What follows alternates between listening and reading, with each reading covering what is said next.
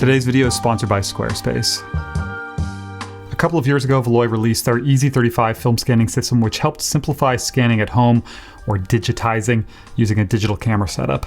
And when the Easy35 came out, the big draw with it is that it eliminates the need for a copy stand. So you save a lot of space, and then also just simplifies setup where you don't have to level your camera every time you mount it. And I did a review on the channel about this, and in that video I said I'd love to see a version that could do 120, and as you all know, I'm sure Valoi went ahead and made just that. Easy 120, this product right here. And I've had this pre-production model for quite a while now. It's why it looks a little bit different than what you might see online. I got this right before release, but it's just a matter of finding the time to fit it in the schedule. I've had a bunch of scanning stuff on the channel, but recently did just that, set it all up, spent some time testing it out, and wanted to make this video to share my thoughts. And I will say right now, if I didn't have my Fuji Frontier as kind of my go-to 35-120 scanning setup, the Easy 120 would absolutely be my go-to. So if you're not familiar with how these work, the Easy 120 and Easy 35 are pretty much the same. You have a base here, which has a light built into it. The Easy 120 has different film holders depending on the frame size. So you insert one of those depending on the negative size that you're scanning.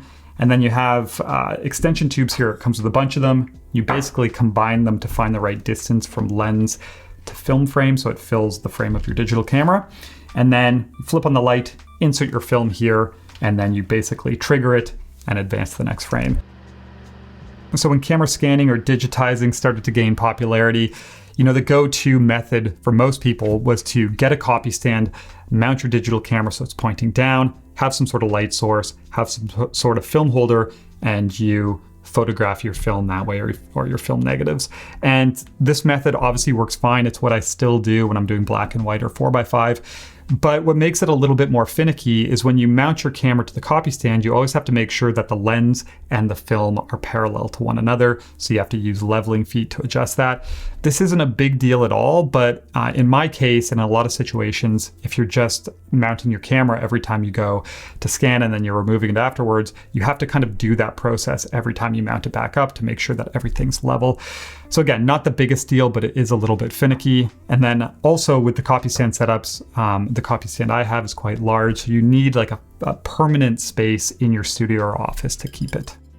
So what I like about the Easy 120 is once you've done your initial out of the box setup, everything's ready to go. So this is the unit built right here, and say I wanted to go scan, I would just grab my camera, mount it, and everything's ready to go. And then also, the 120 version is bigger than the 35, but even still, again, this is it built. So when I'm not using it, I can put it in the closet. It doesn't need like a permanent space in my office like my copy stand setup. So when it comes to the specifics of the kit, as mentioned, you have the base here with the built-in light. And Valoi's actually gone and used the Cinestill CS light. That's the one they sell with their other kits. I've been using this light for a few years now. I've always been happy with the quality of it and how the conversions look. And then it also has different color temperatures, which is nice as well. And then you have the holder here. So it comes with a 6x9 universal holder, and you can get 6x7, 6x6, 6x4.5, and then 35 and also 35 panoramic. And then the base also has a couple mounting points for accessories, a duster and an advancer unit as well, which you can buy separate. And I think the price on this right now is around £469 for the kit here in the UK. So it's a bit of an investment. That comes with a 6x9 universal holder, but if you wanted to do 35 as well, you'd have to buy this separate. And same with the other frame size masks, although you can get it by using the 6x9 universal for other frame sizes in most situations, and I'll talk about that after. So yeah, definitely a bit of an investment. The one thing I guess you have to keep in mind is it eliminates the need to buy a copy stand, which if you're going the other route, those can be quite pricey as well. So maybe it balances out depending on what you buy. So we'll get back to the video in a second. Just have to quickly talk about the sponsor today, which is Squarespace. So as a photographer, Squarespace has been such a helpful tool over the years.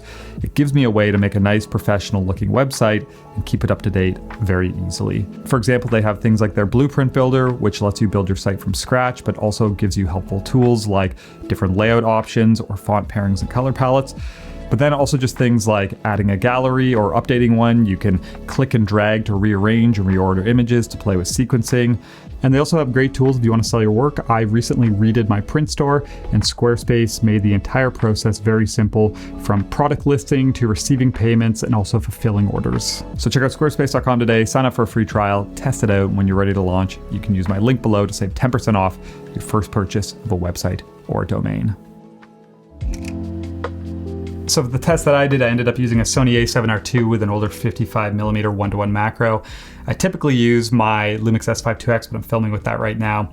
And with this setup, I only needed a few extension tubes to get the right frame spacing for 6x6 and 6x7.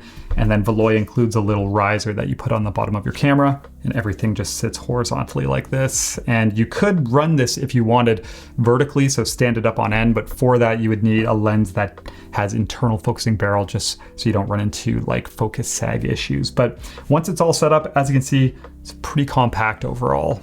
And then from there, you just turn on the lights, you insert your film, you do your fine focusing on the first frame, and you move on to the next. And if you're using an uncut roll of film, which is how these work best, you can get through the entire thing very, very quick. So yeah, really no surprises with how this worked. It was exactly like the EZ35, just capable of doing 120.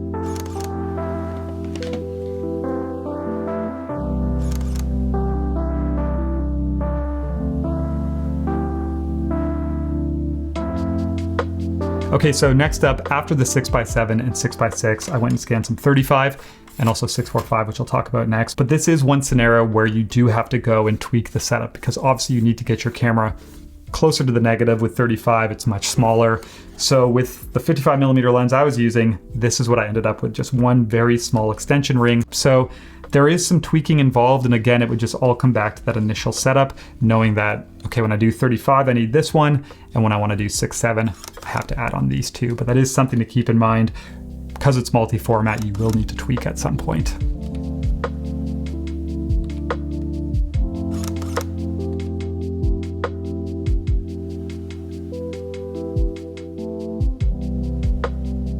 All right, then I also had to do some tweaking as well with 645. Obviously, with that, I could have just left it in the original 120 setup that I had, but since 645 is running vertically, I wanted to turn my camera so I could fill as much of the frame as possible. Otherwise, I'd be cropping way in. So what I did, put it in the holder, just like this, and then using this thumb screw, was able to just loosen off the camera and turn it like this. So all of a sudden I'm filling the frame. And this worked pretty good. It was a little bit awkward because now you don't have that base and the camera was just sitting on the strap lug on the other side. This would obviously work great if you're using it in a vertical setup where it stood on end. But yeah, I mean, regardless, nice to have this and be able to change orientation, but I did have to go and tweak this again. And in this scenario, I just added in one piece. So all of my setups were a combination between small, medium, and large, depending on which negative I was using. 35, 645, and add this on to get up to 6.7. So for all the images that I scanned, I used Negative Lab Pro and Lightroom afterwards to convert them, which is what I always use. And the results looked great. You know, this is a light source, as mentioned, that I've used for years with my other Valoi setup, so I wasn't surprised that the conversions looked nice. The light was nice and even, and the color looked great as well. So overall, just identical to what I've experienced with my other Valoi setup.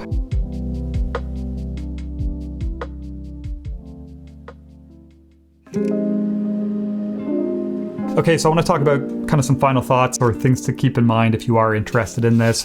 I will say first off though, from a build standpoint, they've done a really nice job. You know, it's all built out of aluminum, the base, the extension tubes. Only plastic are the film holders themselves, but these still feel really good as well. And like I said, this is a pre-production model, so I think the finished ones now are completely black, not the kind of raw aluminum base like this one. But the first thing I wanted to kind of point out when it comes to things to keep in mind is just when it comes to the holder. So this comes with the 6x9 universal holder. You could obviously use this for other frame sizes. I used it for 6.7 and 6.6 and it worked just fine. But if you are using, say, a film strip, not a full uncut roll, you could potentially run into issues with the first or the last frame on the strip, because obviously, let's say you're using this for 6.6, it's not going to make it all the way to the other side. So that edge of the film strip will just be kind of sitting here in this void a little bit, whereas yeah, the actual 6x6 holder, it's going to go all the way to the other side. So something to keep in mind as well, because like I said, you know, buying the extra holders is an investment on top of the initial price. And then the second thing to keep in mind is just when it comes to lens choices, this probably isn't going to be a problem for most people. But with this setup, like I said, I used a 55mm vintage macro lens. And this is like a standard manual focus lens that worked fine. But the very first time I tried the EZ120, I used it with my Lumix. And with that, I have a Sigma 70mm macro art lens, which has a manual focus mode, but it's still electronically driven. And it's always been one of the things that I've hated about that lens, because it can make nailing that critical focus a little bit finicky. And when that's attached to the EZ120 unit, it makes it kind of that much worse, just because you have that resistance. It's kind of pushing against this. So it makes this problem that's already there a little bit worse. It's still completely usable, but for me, it was much nicer using just like a standard kind of vintage macro lens with no electronically driven manual focus mode. So again, might not be an issue because I know most lenses are like this, but it is something to keep in mind if you have that style of manual focus lens. But yeah, overall, very happy with this. There were really no surprises. It's a beefed up EZ35 that operates the same way, and I was really, really happy with how it worked. And for me personally, if I didn't need to do 4x5 film as well, I would get rid of my copy stand and go to this. Unfortunately, I still need the copy stand for that because I have a 4x5 holder. But if I were only doing 35 and 120 and I weren't using the Frontier as well, this is what I'd go for. It just makes sense to me. Obviously the Valoi Advancer with the copy stand or this, they're doing the exact same thing. It's light, it's a film holder, and it's photographing it.